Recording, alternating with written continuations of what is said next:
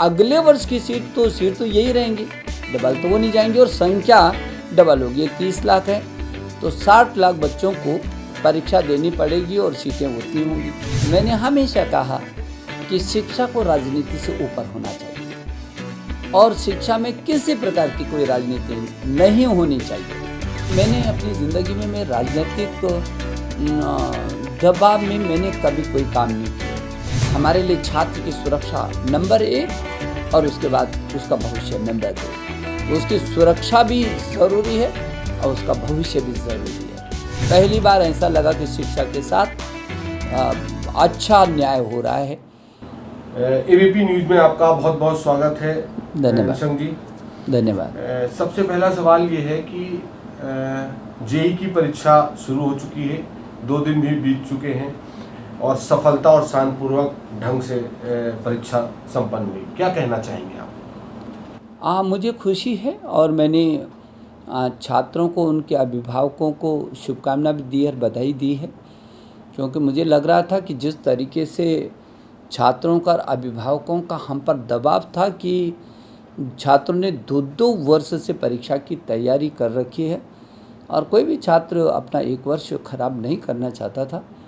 और मुझे लगता है कि 1 बार 2 बार पीछे चली गई, फिर तीसरी बार आकर के हम लोगों ने ये परीक्षा करवाई। और छात्रों की जो चिंता थी, मुझको भी लगता था कि आखिर 1 वर्ष क्यों ख़राब हो।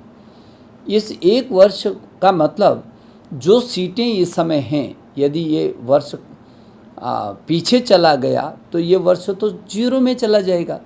तो इस वर्ष की जो सीटें हैं, चाहे वो आईआईटी की हैं, चाहे विभिन्न उच्च संस्थानों की हैं, तो वो सीटें तो इस वर्ष की वैसे ही चली जाएंगी, खाली होंगे। अगले वर्ष की सीट तो यही रहेंगी, डबल तो वो नहीं जाएंगी, और संख्या डबल होगी। 30 लाख है तो 60 लाख बच्चों को उसके लिए परीक्षा देनी पड़ेगी और सीटें उतनी होंगी। तो स्वाभाविक की छात्रों की जो चिंता थी वो भी सही है कि जो यदि इस वर्ष में हमारा कंपटीशन में हम नहीं निकल पाएंगे तो अगले वर्ष उतनी बड़ी दुगना संख्या में कैसे निकल पाएंगे, और फिर 1 वर्ष खराब होगा। मुझे खुशी है कि छात्रों ने बहुत उत्सुकता दिखाई है और राज्यों के, मैंने शिक्षा मंत्रीगण से भी बात की और माननीय मुख्यमंत्री गण से भी बात की। मुझे ये भी खुशी है कि सब लोगों ने अपने अपने प्रदेश के, अधिकांश माननीय मुख्यमंत्री ने अपने अपने प्रदेश के बच्चों की पूरी व्यवस्था भी की है और उनको पूरी मदद की है। और आज अभिभावक बहुत खुश है।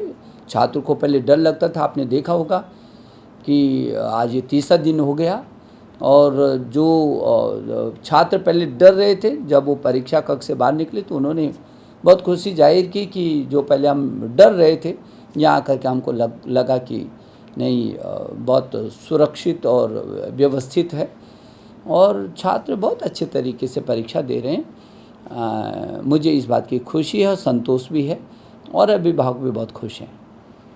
सर, दूसरा सवाल है कि तमाम राजनीतिक पार्टियों ने इसका विरोध किया पीछे दिनों, इसके बाद भी छात्रों में परीक्षा को लेकर उत्साह देखने को मिला। क्या ये महज छात्रों की आड़ में राजनीतिक रोटियां सेकने का बहाना था? अब वो तो देश की जनता देख रही है, मुझे इस पर कोई टिप्पणी नहीं करनी है। मुझे मैंने हमेशा कहा कि शिक्षा को राजनीति से ऊपर होना चाहिए और शिक्षा में किसी प्रकार की कोई राजनीति नहीं होनी चाहिए। शिक्षा की गुणवत्ता, शिक्षा कैसे करके हमारा अंतर्राष्ट्रीय फलक पर उभर करके आ सकती है। हमारा देश तो वैसे भी विश्वगुरु रहा है और इसलिए इसने हर क्षेत्र में, ज्ञान विज्ञान अनुसंधान के क्षेत्र में पूरी दुनिया में लीडरशिप दी है। तो फिर शिक्षा के साथ इस तरीके से नहीं हो सकता कि जब चाहे लोग उसमें राजनीति करना शुरू कर दें। और मैंने बहुत विनती की लोगों से और मुझे इस बात की खुशी है कि नहीं, लोगों ने मेरी विनती को स्वीकार किया और मुझे भविष्य में भी भरोसा है कि लोग शिक्षा के साथ राजनीति नहीं करेंगे।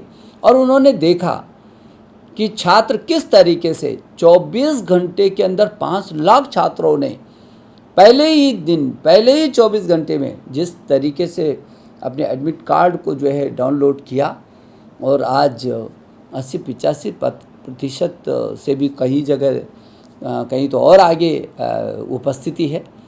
तो इसका मतलब ये है कि छात्र हर हाल में चाहता था क्योंकि वो अपने भविष्य के प्रति चिंतित है। और मैंने सबसे ये अपील भी की कि प्लीज़ बच्चों के भविष्य के साथ कोई ऐसा नहीं होना चाहिए। उनका एक वर्ष भी बहुत महत्वपूर्ण है।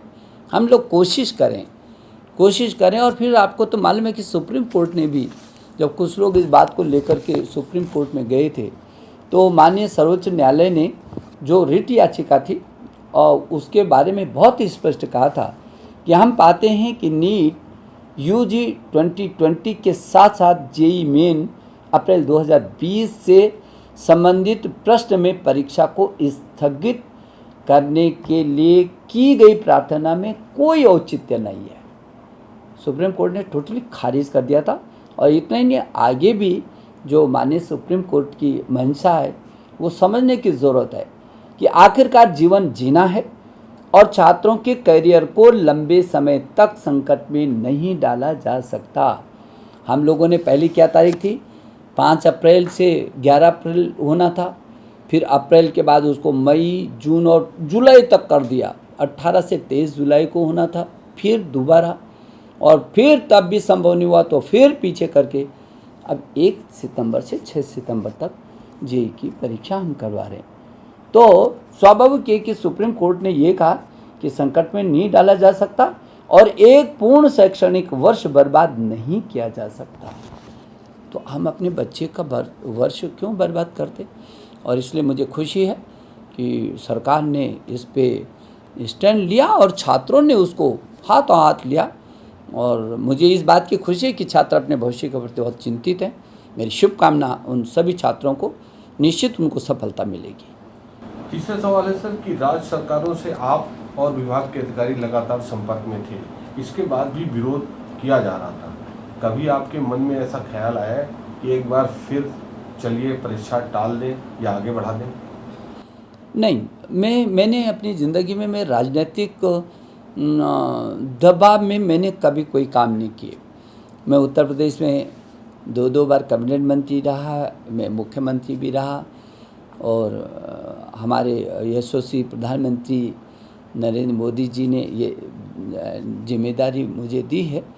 और फिर मोदी जी का आशीर्वाद है तो कहीं ये इस तरीके के समझौते हम लोगों ने नहीं किए, क्योंकि आपको तो मालूम है कि हमारे प्रधानमंत्री जी इच्छा शक्ति के बहुत धनी हैं और छात्रों के साथ, बच्चों के साथ, बच्चे से लेकर के आपने देखा परीक्षा पर चर्चा, छात्रों के बीच चले जाना, हैकाथॉन कराना, आईआईटी के बच्चों के साथ, उच्च शिक्षा के साथ, स्कूली शिक्षा के साथ, छोटे बच्चों के साथ। हमारे देश के प्रधानमंत्री शायद दुनिया में अपने ढंग के होंगे जो शिक्षा में बच्चों तक को नीचे, और उनको नई शिक्षा नीति जब हम अभी लाए तो शिक्षा नीति, राष्ट्रीय शिक्षा नीति 2020 में एक एक चीज़ पर प्रधानमंत्री जी बच्चे किस तरीके से सीखेगा, किस तरीके से आगे बढ़ेगा, वहाँ से लेकर के और शोध और अनुसंधान और अंतर्राष्ट्रीय फलक पर हम कैसे शिखर पर पहुँचेंगे, ये है उनका मन।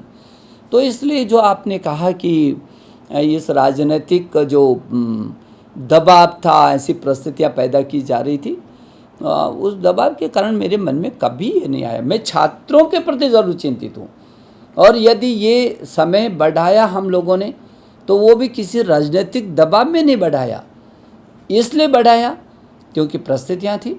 हमारे लिए छात्र की सुरक्षा नंबर 1 और उसके बाद उसका भविष्य नंबर 2। उसकी सुरक्षा भी ज़रूरी है और उसका भविष्य भी ज़रूरी है।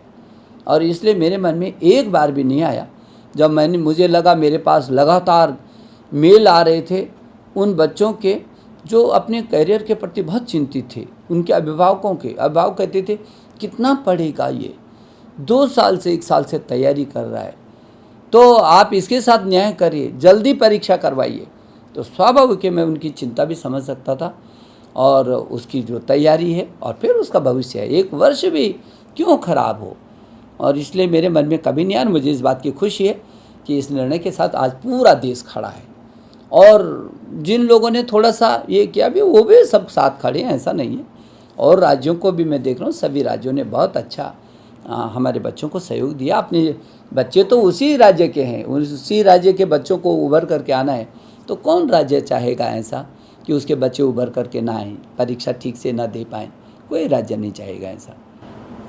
सर, इस पूरे प्रकरण में आपके शीर्ष नेतृत्व का कैसा सहयोग मिला? जैसा कि एक मूल मंत्र दिया गया था एनडीए की तरफ से, शिक्षा के साथ सुरक्षा, जैसे शीर्ष नेतृत्व के साथ आपका कैसा सामंजस्य रहा? देखिए, शीर्ष नेतृत्व तो दो प्रकार का है। एक तो विभाग का शीर्ष नेतृत्व होता है, जिसमें हमारे सचिव है, हमारे डायरेक्टर हैं, डीजी हैं, प्रिंसिपल हैं, हमारे चाहे सीबीएसई है, चाहे वो एनसीईआरटी है, चाहे यूजीसी है, चाहे एआईसीटी है, चाहे एनआईओएस है, तमाम ये संस्थाएं हमारी हैं, जो बहुत शीर्ष संस्थाएं हैं। और उसका जो शीर्ष नेतृत्व है वो रात दिन जुटा है। आप समझ सकते हैं कि नेशनल टेस्टिंग एजेंसी ने जो ये परीक्षा करवा रही है, उसने रात और दिन खप करके किया।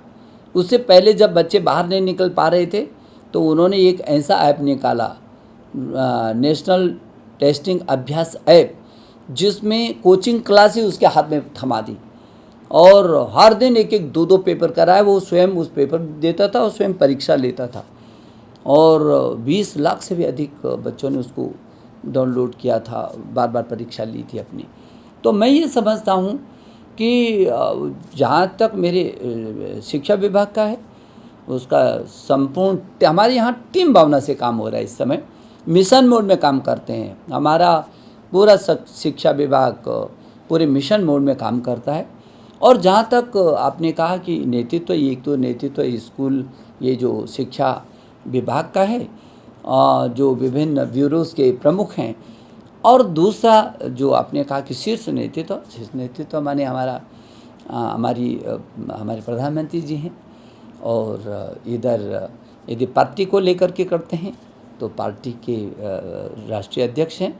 तो मैं समझता हूँ कि जहाँ हमारे प्रधानमंत्री जी का पूरा आशीर्वाद हमारे साथ रहा, पूरी ताकत के साथ छात्रों के साथ वो चट्टान की तरह खड़े रहे हैं, वहाँ पार्टी ने भी हमको सहयोग किया है। पार्टी ने भी कहा है कि क्योंकि बच्चों के भविष्य का सवाल है, और पार्टी भी चाहेगी कि नहीं, बच्चों के साथ किसी प्रकार की कोई राजनीति न हो, इनके भविष्य को बहुत संजोना है, संवारना है, उनको आगे बढ़ाना है। और इसलिए पार्टी भी छात्रों के हित में साथ में हमेशा खड़ी रही है। तो मेरा सौभाग्य है कि मुझे शीर्ष नेतृत्व का हमेशा ही सहयोग और मार्गदर्शन मिलता रहा है। सर, आखिरी सवाल है कि छात्रों की सुरक्षा के लिए क्या क्या मापदंड अपनाए जा रहे हैं? एसओपी बनी है, तो एसओपी में क्या क्या है? आपने तो देखा है कि आप जब परीक्षा उससे बच्चे आ रहे हैं तो कितने खुश हैं।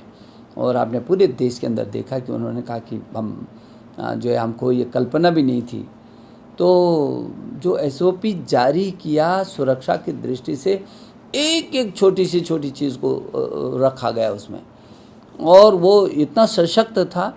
और उसका जब पालन हुआ तो मुझे धन्यवाद देना चाहता हूँ मैं, कि जहाँ मैंने मुख्यमंत्री गण को धन्यवाद दिया, वहाँ मैं केंद्र में शिक्षा मंत्रालय से हट करके स्वास्थ्य मंत्रालय और गृह मंत्रालय, इन दोनों मंत्रालयों ने हमको हमेशा कोविड के समय जो चल रहा है उस समय हमको बहुत मदद की। हर स्तर पर हमको, हमारी परीक्षाएं हमने बच्चों की उस समय करवाई, तो कॉपियों की जांच करवाई उन केंद्रों पर, तो भी हमको गृह मंत्रालय ने हर कदम पर बहुत मदद की, हमको सहयोग किया।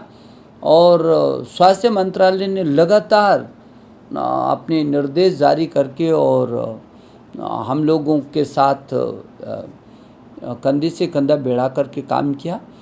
और मैं समझता हूँ कि राज्यों के तमाम मुख्यमंत्री गण से और शिक्षा मंत्री गण से मेरी व्यक्तिगत भी बात होती रही है, और उन्होंने भी बहुत अच्छे, आपने देखा कि कई मुख्यमंत्री गण ने तुरंत यातायात की फ्री व्यवस्था करवाई, रहने तक की व्यवस्था करवाई, सुरक्षित कैसे बच्चा कहाँ से उसने आना है। मुझे अच्छा लगा, पहली बार ऐसा लगा कि शिक्षा के साथ अच्छा न्याय हो रहा है। और हम लोगों ने प्रदेशों के मुख्य सचिव से लगातार बात की, हमारे सचिव बात करते रहे, शिक्षा सचिवों से, गृह सचिवों से, स्वास्थ्य सचिवों से बात की और इनके फिर नीचे तक अधिकारियों से लगातार वार्तालाप एनटीए करता रहा हमारा। और एनटीए के जो डीजी हैं वो लगातार रात और दिन बच्चों के पीछे किस तरीके से चट्टान की तरह एक संस्था खड़ी रह सकती है, ये उसका एक अच्छा उदाहरण है। और इसलिए जिलों के जिलाधिकारी और पुलिस अधिकारी, ये इन लोगों का भी इसमें निश्चित रूप में सहयोग मिल रहा है और आगे भी मिलेगा, मुझे ऐसा भरोसा है। कुल मिलाकर के देखेंगे तो जेईई की परीक्षा सफलतम हो रही है। जेईई की परीक्षाओं के लिए पूरा छात्र और विभाग पूरी चट्टान की तरह विभाग के साथ खड़े हैं और पूरा देश अपने इन भावी जो मेरे कर्णधार हैं, जो कल आईआईटी में भी जाएंगे, इंजीनियरिंग कॉलेज में जाएंगे, जो कल डॉक्टर बनेंगे और विभिन्न ऐसी शीर्षस्थ सेवाओं में जो जाएंगे, उनकी ये परीक्षा है और हम उनको बहुत सारी शुभकामनाएं दे रहे हैं। एबीपी न्यूज़ आपको रखे आगे।